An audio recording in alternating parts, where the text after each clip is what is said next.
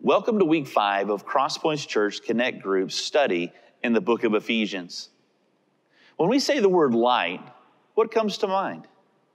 Do you think about the Bible being a lamp unto your feet and a light unto your path? Maybe you think about walking in the light of fellowship with God. Or maybe it reminds you of the darkness that the light of Jesus saves you from. The Bible teaches us that God is light, and in him there is no darkness or evil, which means that in a city like Ephesus, rooted in idolatry, Paul would use the light of the gospel to set people free.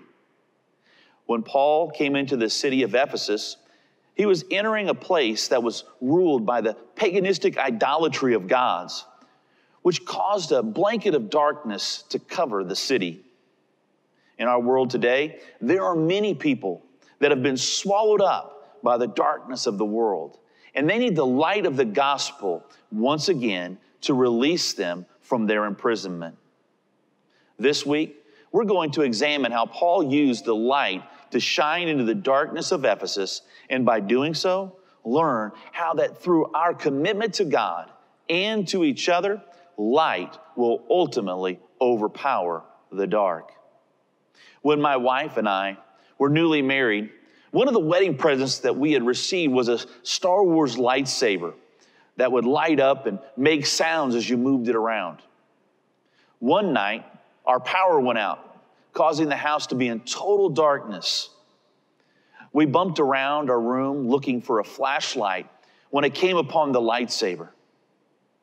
As I fired up the lightsaber, the room became illuminated with green light and the battle sounds of the toy, allowing us to be able to move around without fear of tripping.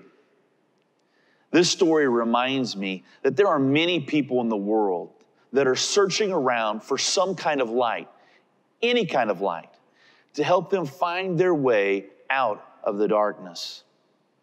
As believers of Jesus, why do we find it so difficult sometimes to share the light of the gospel with a family member, a friend, or a coworker? It is our responsibility to share his light with the world. In this chapter, Paul used the light of the gospel to reveal to the city of Ephesus the presence of Christ within him. Paul used the light of the gospel to expose the darkness that challenged the people of Ephesus each day. Paul used the light of the gospel to live his life like Christ in the midst of the pagan worship. And Paul used the light of the gospel to reveal how husbands and wives are to live with each other. Our prayer this week is the light of the gospel will shine upon every part of our lives, causing the darkness to flee and for us to be set free.